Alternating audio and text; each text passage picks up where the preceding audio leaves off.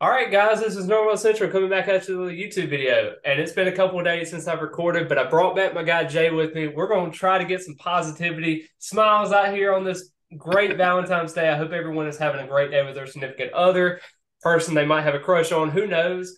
But we got someone here that we're going to be talking about today in terms of fans that love when this guy comes on the field. And sure enough, his name is Fabien Lovett. Just in time for Valentine's Day. I think that's pretty appropriate. Fabien Lovett's been a guy that Florida State had gotten news this preseason or this offseason, excuse me, that he was going to be returning for the 2023 season. Very, very massive, but he's also dealt with a lot of injuries. You know, in the LSU game, he had that time where he went down and he didn't play in the Oklahoma game because there was another injury that popped up. But you know, there have been some bright spots in the defense when they haven't been on the field with him. And you saw what this run defense was without him. It wasn't perfect. It definitely needed some work.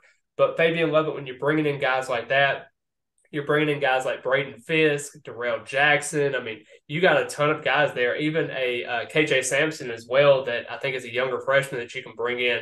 A Dennis Briggs, I think, is very pivotal in what they bring to the table. Malcolm Ray. I mean, there's a lot of guys in this room. Joshua Farmer. I can keep naming off names, but I mean, Odell has got a stacked position room, and I think it really starts with Fabien Lovett. What are kind of your thought processes on Fabien Lovett? Do you really like his skill set? Do you think he can bring something to the table in terms of like skill set? I know he had a pretty good season last year, but can he elevate his game to potentially a first or a second round draft pick? Honestly, man, I think he's a second round draft pick. He got the size, real physical.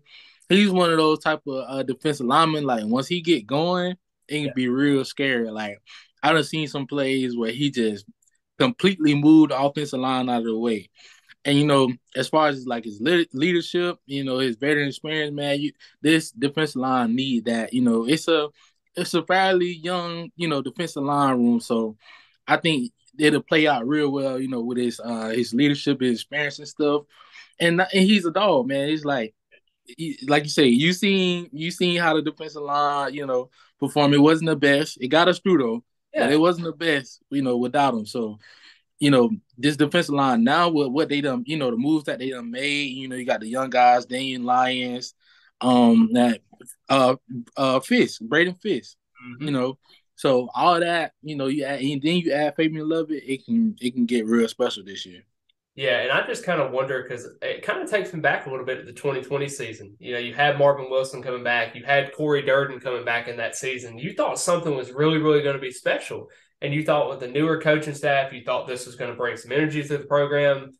And I mean, we had what, 9 sacks in 10 games or Right. 10 sacks in 9 games, whatever it was. I mean, that was a unit that just very, very disappointed. And you're hoping this returning production in terms of Fabien Lovett being back. So, you're playing a Clemson, you're playing an LSU early on in the season. What happens after those 4 games? Let's just say, for example, they go 2-2. God forbid that happens, but let's just say they go 2-2 in that situation. Their preseason, postseason expectations are basically down the drain at that point.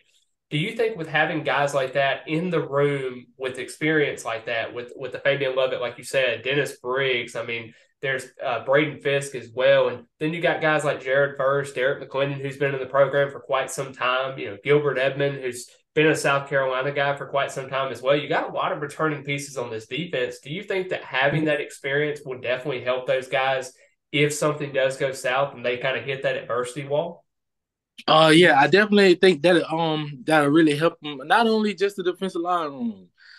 People tend to forget like he was the leader of the team. Like in the practice clips, you'll see him breaking down the huddles and all that type of stuff. Even when he was out hurt, like he was sitting there, like you could tell his voice in the videos when he yelling, "Oh, I don't know what they be saying, all eyes up."